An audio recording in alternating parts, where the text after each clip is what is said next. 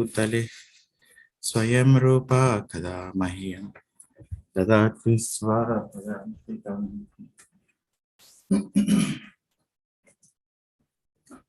Vandeham Shri Guru Shri Yuta Padakamalam Shri Guru Vaishnavamscha Shri Rupam Sagrajatam Sahagana Raghunatanvitam Tam Sajivam Sadvaitam Savadutam Parijana Sahitam Krishna Chaitanya Devam Shri Radha Krishna Pada Sahagana Lalita Shri Vishaka Vitamsha He Krishna Karuna Sindhu Deenabandhu Jagatpate Gopesha Gopika Kanta Radha Kanta Namostute Tapta Kanchana Gaurangi Radhe Brunda Baneswari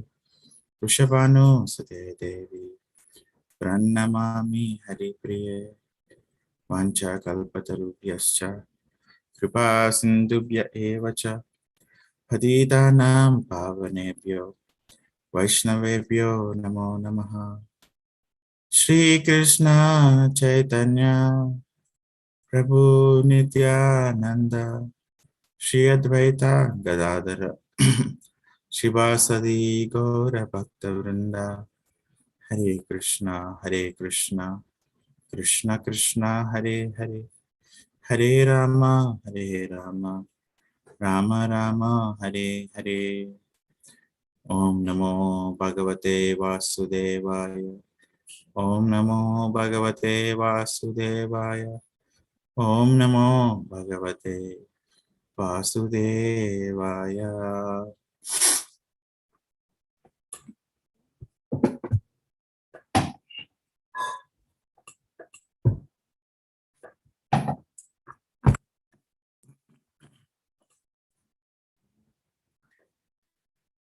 Hare Krishna, dear devotees.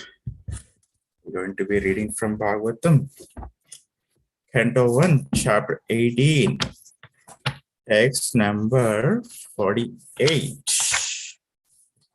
Right here. 48. Much thanks to Sandhya Mataji for glorifying the 47 yesterday. So, this chapter is titled Parikshit, cursed by a Brahmana boy. Parikshit is the emperor of the world and he is the grandson of Arjuna, only here left from the Kurukshetra battle to rule the whole planet. And he is a very, very wonderful personality. We read through that he was able to check the influence of Kali Yuga for the protection of the citizens, that is capability. And his wonderful qualities was like a lion when fighting. He was like Arjuna in the in the arrow shooting, and he was like most charitable as the most famous person. I think I forgot his name. Most charitable. So he is the embodiment of all the wonderful qualities. He is the embodiment of what a wonderful leader one can be. So much so, as we discussed, he was able to check the Kali. That personality is cursed now, and cursed by a small Brahmana boy. It's like a whole planet has come to the stall at this moment. And it is an important event for this Bhagavatam. When he was cursed, the curse was to die in 7 days, bitten by a snake bird. When he was cursed, there is no great personality that did not come. Even the sages, those days, the sages stay away from the kings, actually.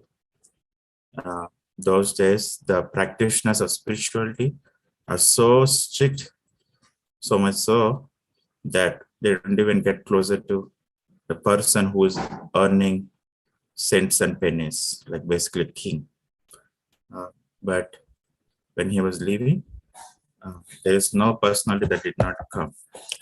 Actually, if you see in the Bhagavatam, he is the Parikshit, right? When the 7 days curse is announced, he simply renounced the kingdom and take this position as a wonderful student. He is a Parikshit here, and he is the Sukadev Goswami, who is in blue color, naked. He is also, we're going to know more about him next chapter. And he is a son of Vyasadeva. And the sages, all the sages around here, you see. So most prominent sages are, you see one in blue, he is the Vyasadeva. He is the father of Sukadeva Goswami and the author of the original Veda, and who gave all these Bhagavad Puranas and everything. Vyasadeva is also sitting in this assembly. And not only Vyasadeva, Vyasadeva's guru, who is Narada Muni. We read that in chapter 4, starting with 4. Vyasadeva's guru, Narada Muni, was also here. So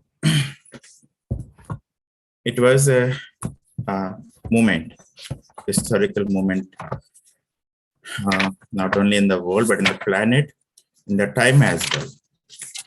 So all this happened just by a simple curse by a small Brahmana boy.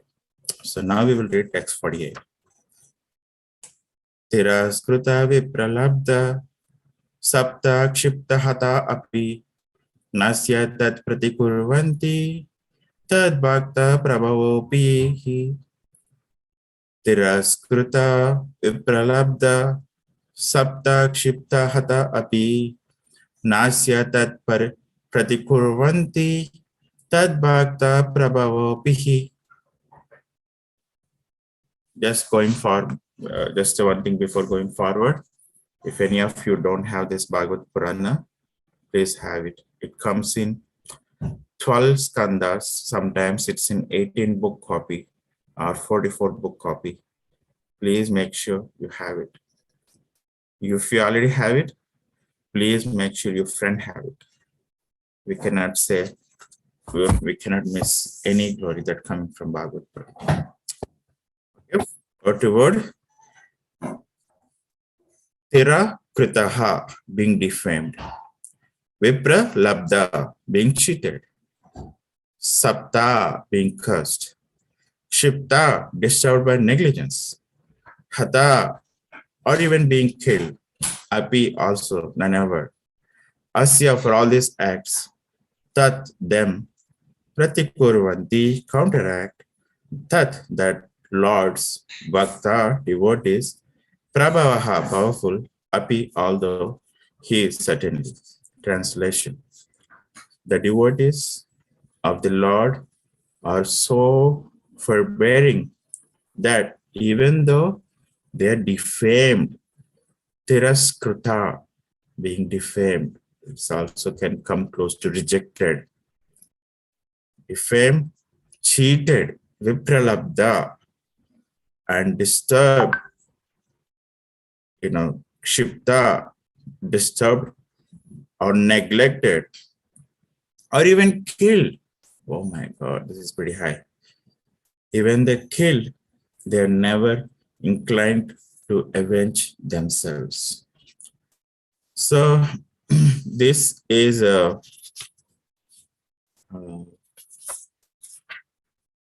this is Sonaka Rishi, not Sonaka Rishi. What's his name? Shamika Rishi. Shamika Rishi, who is the father of this small boy. Basically, just to catch up on the story, one day, King Parikshit, as the emperor he is, he goes for hunting, and by mystical arrangement, providential arrangement, he feels thirsty. It is very odd for that moment to happen because he's emperor. Is emperor not having the availability to water? It's not possible. Or he's also much self-control. Like here, Shamika Rishi is telling the nature of the devotees. Nature of the devotees is what to speak of defaming. Even they're killed, they're not inclined to avenge themselves. That's the nature. He's a wonderful, wonderful devotee. He was a wonderful, powerful emperor. It is very odd. Meaning emperor and having thirsty, it's not at all doesn't match, because these kings, they're meant to fight without water and food, without any consideration when they're in the fight. They cannot say, I'm hungry, I'm thirsty. But he gets thirsty and he goes to ask some water for Shamika Rishi, who is the sage living nearby, closest to the place he was in. But Shamika Rishi was in a trance. And at that point, the emperor, wonderful devotee, King Parikshit, he gets disturbed, he gets angry, and then he goes and takes the snake's dead body there, so the dead snake, and put it as a garland on the Shamika Rishi, who is in trance. As soon he did that, he was completely regretting. How come I did this? I did a bad, most worst thing in the life, because those days kings follow the dharma pretty perfectly. Meaning, for them, brahmanas means worshipable. They never ever dreamed to do this thing to the brahmanas, but King Parikshit was regretting. But the small boy of this Brahmana Rishi, Shamika Rishi, he comes and sees this and he tells, okay, whoever has done this is going to die in 7 days, bitten by a snake bird. And all this thing happened. King goes back, and this small guy keeps crying. And then Shamika Rishi comes back from the trance. When he comes back, he gets to know all this, what happened. Oh my God, he's regretting and regretting. So this is what he's going through. He's thinking, these devotees, what to do? What's the best thing to do? These devotees are self-bearing, a lot self-bearing. What to do? So purport, Prabhupada says, Rishi Samika also knew that the Lord does not forgive a person who has committed an offense at the feet of a devotee. This is very important. This is most important for all the persons living in this world, and what to speak of practicing devotees. If we have time, we'll get into the more details from the fourth canto, but this is most important. The Lord can only give direction to take shelter of the devotee. He thought within himself that if Maharaj Parikshit would countercurse the boy, he might be saved, right? He was thinking, at least this king, if he can avenge, and he is capable of Parikshit Maharaj as wonderful king and devotee he is capable of reversing the whole thing, right? We know that the powerful personalities, they can reverse it, because things are under their control, right? So they get, some punishment or something, like they can completely reverse the things. And Parikshit Maharaj is completely capable of it. So Shamika Rishi is wishing better if he could countercurse the boy, so that, this boy will be saved. But he knew also that a pure devotee is callous about worldly advantage or reverses. As such, the devotees are never inclined to counteract personal defamation, curses, negligence, etc. So this is the nature of the devotee, is that anything that comes personally to them, they don't at all reverse it. They don't at all try to reverse it. But if it is anything to the devotees or to the Lord, Vishnu, they're not going to stand idle at all. Like the recent thing happened at Bangladesh, it is not at all a tolerable event at all. It is harm to the devotees, harm to the Lord, harm to ISKCON movement. So that is not at all a forgiving movement at all. But no matter how great you are, like King Parikshit, if it is to yourself, we tolerate. But in the case of their being performed against the Lord and his devotees, then devotees take very strong action. It was a personal affair, and therefore Shamika Rishi knew that the king would not take counteraction. Thus, there was no alternative than to place an appeal to the Lord for the immature boy. Next paragraph. It is not that only the Brahmanas are powerful enough to avoid curses or blessings upon the subordinates. The devotees of the Lord, even though he may not be a Brahmana, is more powerful than a Brahmana. It's very important. How we treat the devotees is one thing. And, we should respect, we should never ever do anything that doesn't protect them and keep them safe and so on. From the personal, even from personally. And how we treat ourselves is another one, right? If it is something to us personally, we tolerate it and depend on the mercy of Krishna. But when it comes to others, who are like subordinates, the thing for us to do is we need to be merciful. Because if you're not merciful, again, there is no chance for the people. Krishna's mercy passes through the devotees. So basically what we are coming to from this text is that what is it we need to do as a devotee? For Krishna and his devotees, they are our worshipable. We cannot tolerate any harm that can come to them. But if it is to us, tolerate, completely take shelter. Like how most wonderful Parikshit Maharaj is doing. And then when we see someone doing not healthy things, like the Shamika Rishi's boy, he just uttered a curse, he's in that state and he's doing to us, we need to forgive them. Not only just forgive them, we should always be merciful to them. Pass on the mercy. We don't have the capacity to be merciful. At least pass on the mercy that we are blessed with by this wonderful acharyas and wonderful senior devotees.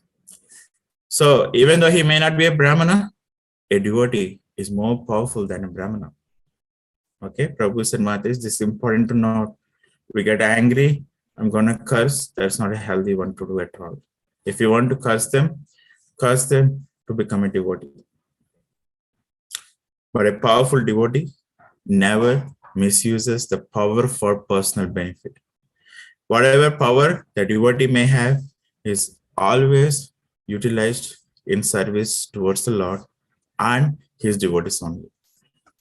Isn't it so nice?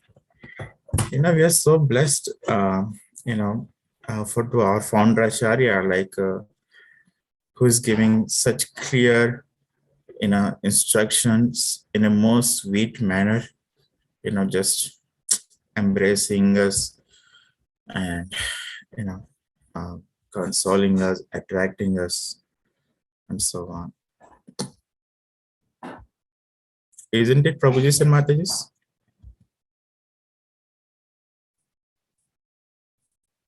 Yes, Prabhu. Yes, Prabhu. So I will read something about Vaishnavas. Okay. It is from the 4th canto. Brahma was talking to Lord Shiva, and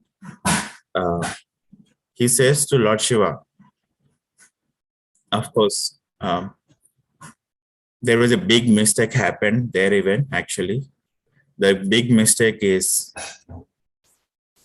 Shiva's wife, Lord Shiva's wife is Sati. It was in the previous birth, okay, not Parvati now. Lord Shiva's wife is Sati, and she was born to Daksha. And Daksha is a big shot. So he was doing a sacrifice. In that sacrifice, he completely defames Lord Shiva. And Lord Shiva just, doesn't mind about it. He was patient. But not but. And he just patient. I mean, he just tolerates and goes back. And Daksha is doing the sacrifice again next time. This time, Daksha did not invite his daughter Sati and his son-in-law Lord Shiva at all. He did not invite at all. But as a wonderful daughter, as a soft-hearted daughter, as Parvati or Sati is, she says, "It's a big festival. My father is doing. I really want to go." She sees all the devatas going in their airplanes, flying airplanes, nicely decorated in a festive mood to the yajna that is being performed by Daksha. Well, that is going on. Lord Shiva says, "We are not invited. Better we not go."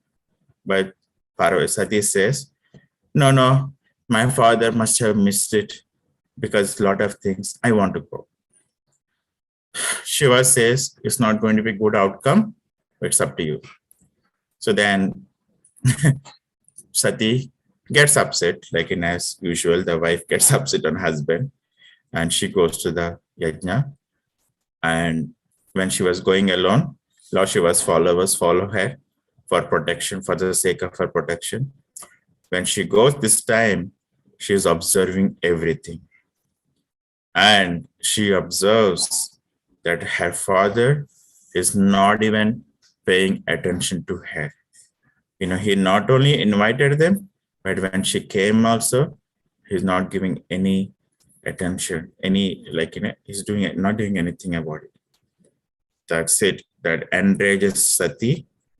And this is an example what a Vaishnava should do when another Vaishnava or Krishna's devotee is getting defamed. Our Shastras gives 3 options.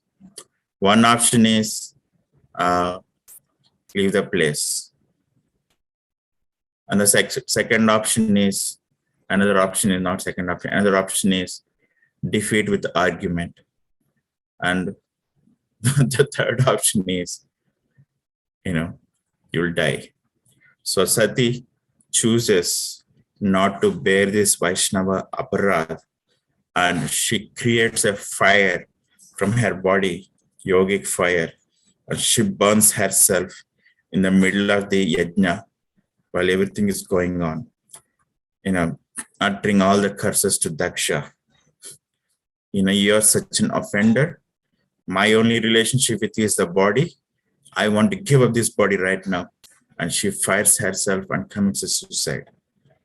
When it goes, Lord Shiva's followers gets angry. Actually, Lord Shiva also gets angry, and he creates a Veerabhadra from his hair, and Veerabhadra goes and chops off Daksha's head and creates all this, problem in the sacrificial arena.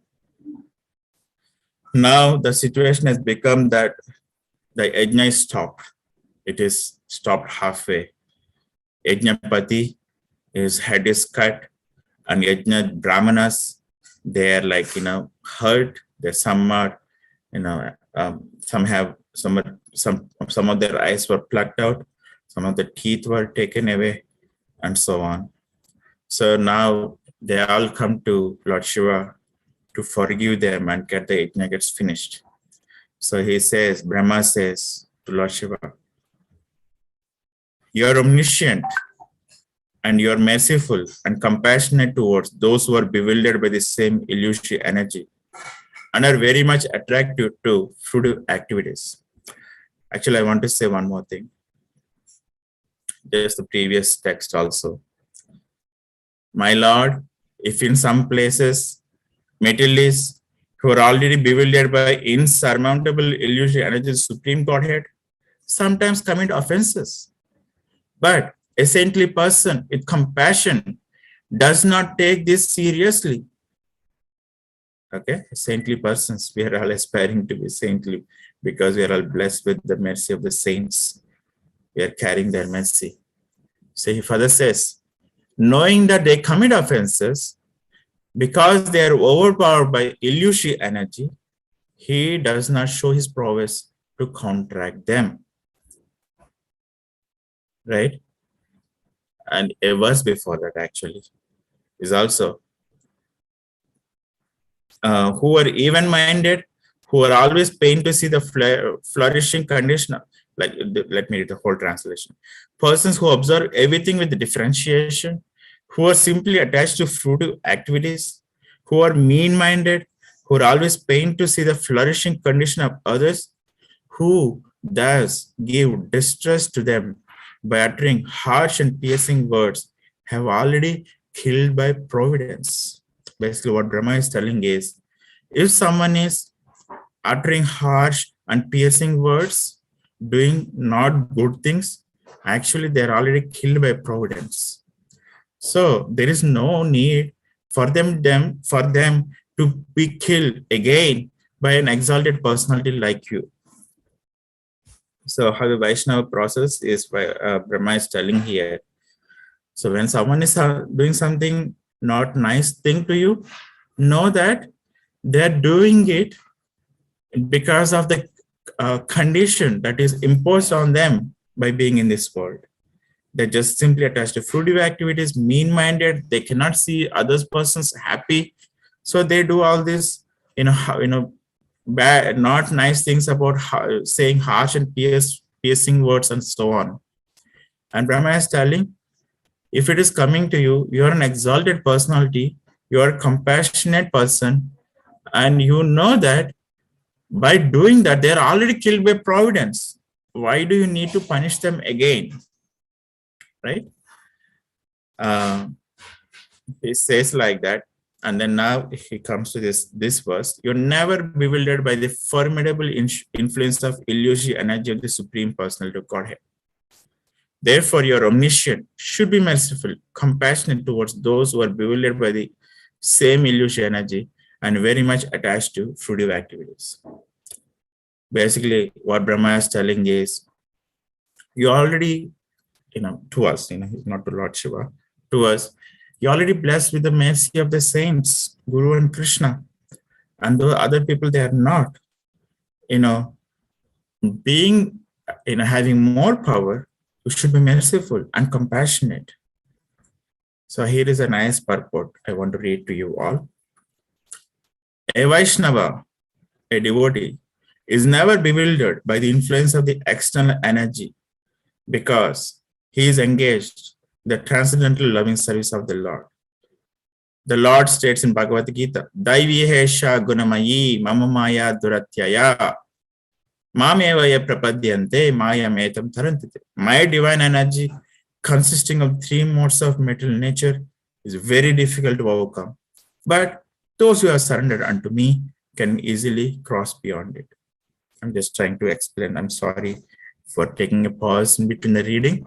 But what's going on here is, everyone is under the control of material nature, and Krishna is telling there is no way one can overcome it. Mama Maya Duratya. Nowhere, no matter one can try. It looks like they are overcoming, but it's not going to happen. That's it. That's a formula Krishna has said. Only way to overcome, Ma meva ye prapadyante. But the devotees who have surrendered to me, they can easily cross beyond it. So that's a special perk the devotees has. So a Vaishnava should take care of those who are bewildered by this Maya instead of becoming angry with them. Because without a Vaishnava's mercy, they have no way to get out of the clutches of Maya. There is no option for the people without devotees' mercy. Or we came to this Krishna shelter with the devotees' mercy. Those who have been condemned by Maya are rescued by the mercy of devotees. Vancha kalpatarubhyascha kripa sindhubhya evacha patitanam pavanebhyo vaishnavebhyo namo namah. I offer my respectful obeisances and all the Vaishnava devotees of the Lord. They're just like desired trees who can fulfill the desires of everyone, and they are full of compassion for the fallen conditioned souls.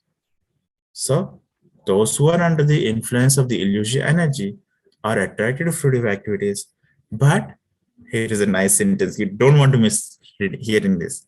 But a Vaishnava preacher attracts their hearts to the Supreme Personality Godhead Shri Krishna.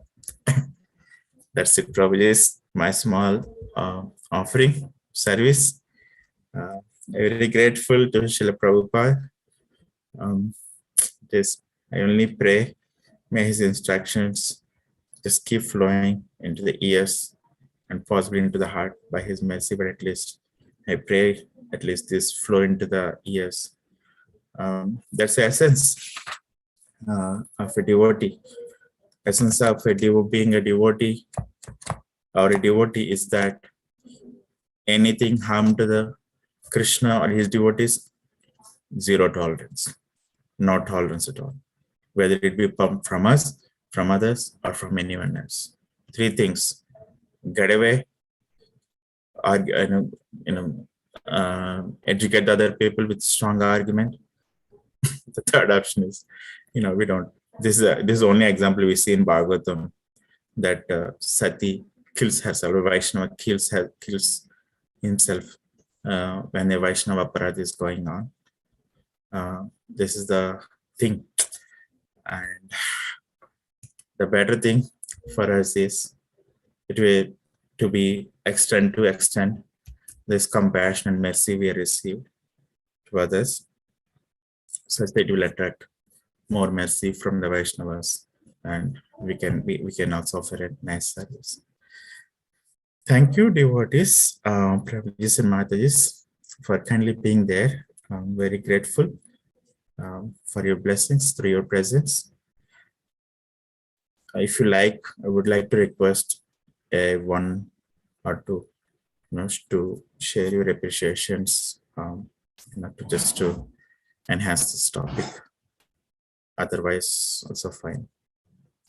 Wait for 30 seconds. Hare Krishna, Prabhu, please accept my humble obeisances. Anybody? All glories to Guru Maharaj Srila Prabhupada.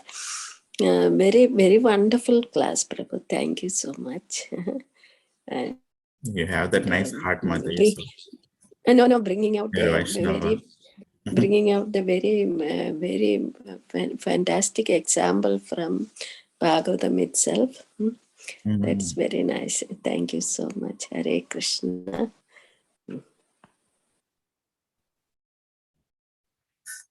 Thank you, Mataji. Okay, there's a nice verse, 2 verses. 3 verses, text 48. Tiraskrita, vipralabdha, being cheated, shabda, being cursed, kshipta, disturbed by negligence, hata is killing, api, nasya, for all these sides, pratikurvanti, they don't do pratikurvanti, tad bhakta prabhavopihi, that is the nature of the devotees. And Krishna is telling the nature of the people in this world. Daivihesha gunamayi mama maya duratyaya mameve prapadyante maya metam tarantite. People are under the unformidable Daivi energy, Maya energy. But a Vaishnava is Vancha kalpatarubhyascha kripa sindubhya evacha patita nam pavanebhyo Vaishnavebhyo namo namaha. I offer my respectful obeisances unto all the Vaishnava devotees of the Lord. They are just like desired trees, kalpataru, who can fulfill the desires of everyone. And they're full of compassion. Actually, not just full, actually, ocean of compassion. Kripa Sindhu, full of compassion for the fallen conditioned souls. So, those who are under the influence of an illusion energy are attracted to fruitive activities. But a Vaishnava preacher attracts their hearts to the Supreme Personality God, Shri Krishna. Thank you so much, devotees. Hari Bol, Prabhupada ki jai.